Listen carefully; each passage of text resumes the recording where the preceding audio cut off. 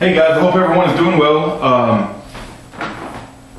It's a great weekend, and any weekend I don't have to work is a great weekend for me. But I'm going to include a clip from 1984 at the end of this video. It's about a 4-minute clip, so I'm going to have to talk fast to get my points in within the first 6 minutes. But I wanted to play that clip from 1984 because I think it really drives the point home of what I'm trying to talk about. So the title of this video, as you've seen, is False Flag Attacks and Manipulation Through Demonization. So let me just really quickly say on why I think the three top reasons why I think governments use false flag attacks. And you may have more, but these are the top three that I come up with.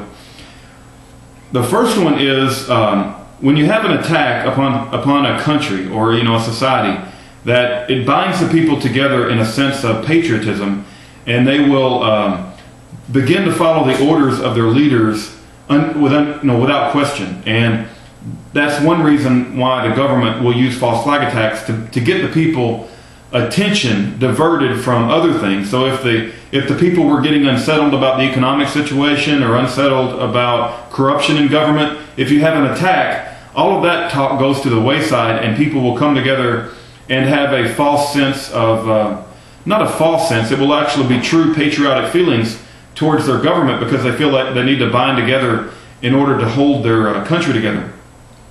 The second reason governments use false flag attacks is that if your government is corrupt, right, they will use that as a stimulus to start taking away your liberties. So they'll say, in the name of security, you have to give up your liberties, and that's exactly what was done with the Patriot Act.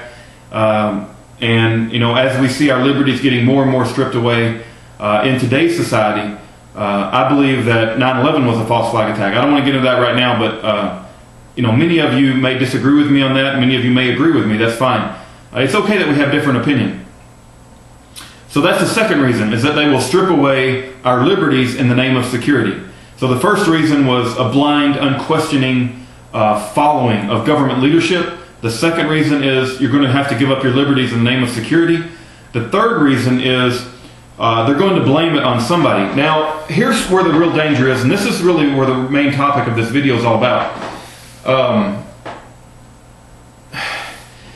Here's the deal. I've lost such a tremendous amount of confidence in our government that I don't believe that they can give us proper answers anymore. And so if there is a nuclear bomb that goes off in this country, I hope that never happens, or if there is a huge attack like 9/11 again, I've lost all confidence in my government to investigate it and to be able to tell me who the real perpetrators were. And because I know there are real threats in the world too, it's a very complicated situation, and everything's not cut and dry and everything's not conspiracy. So if Iran gets a nuclear weapon, or if North Korea decides to do something crazy, or if Russia or China decide to do something crazy, that could be a real threat. But because I've lost all confidence in my government, and I don't trust what they tell me anymore, I'm in a very difficult situation where I'm not going to believe anything my government tells me because I think they lied about 9/11. Now, I don't want to go into all the details on 9/11, but you got the molten steel, you got the free fall speed of the buildings, you have World Trade Center 7 specifically, you have the footprint of the airplane doesn't match the hole in the Pentagon, you got Shanksville, Pennsylvania, like where the hell was the airplane? So in my mind, and I'm not saying that you have to agree with me, but in my mind, I don't believe the story they told and they gave to us about 9/11 was the whole story.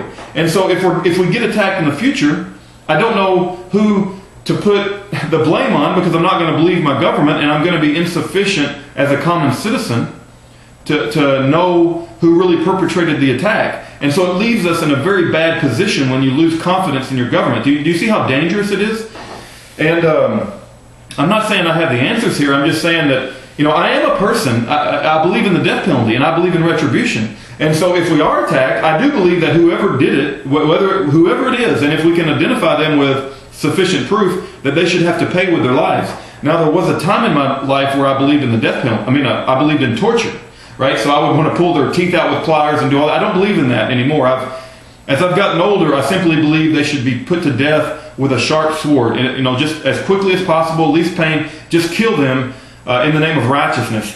So I do believe in the death penalty as retribution, and if a society attacks us and they have openly declared war on us, that's a whole other situation.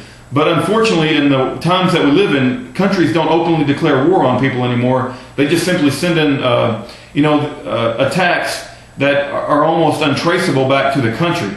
And that's why we're in such a difficult situation. And if I believed in our government, and if I had confidence in them, it would be a much better situation. But because I've lost all confidence in my government, if we do see another attack in the last part of this year or the year coming up, God forbid, it's just going to be a very detrimental situation to everyone, because I know a lot of people in the country are not going to falsely believe whatever our government tells us.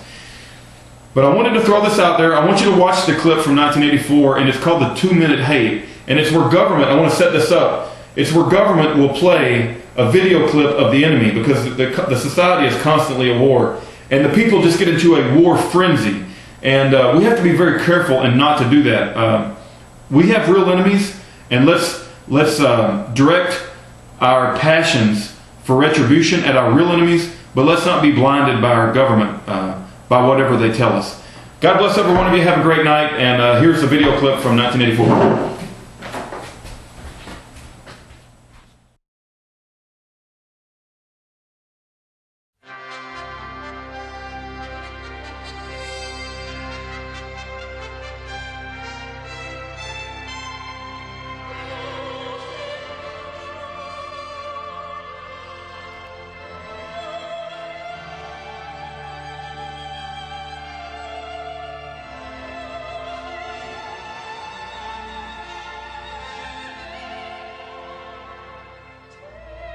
This is our land, a land of peace and of plenty, a land of harmony and hope. This is our land, Oceania. These are our people, the workers, the strivers, the builders. These are our people, the builders of our world, struggling, fighting, bleeding, dying. On the streets of our cities and on the far-flung battlefields, fighting against the mutilation of our hopes and dreams.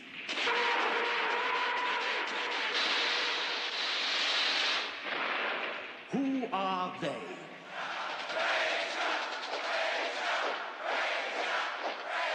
They are the dark armies, the dark, murdering armies of Eurasia.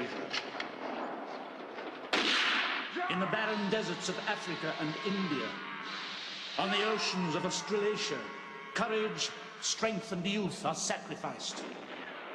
Sacrificed to barbarians whose only honor is atrocity.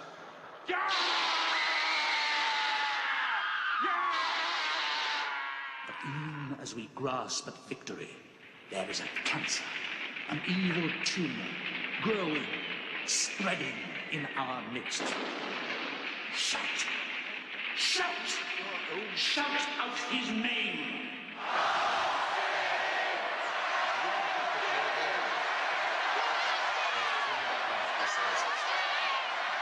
Nothing the party does is good. Even the world stands. The party wants you to believe the end of the war, so as to turn your attentions away from their practical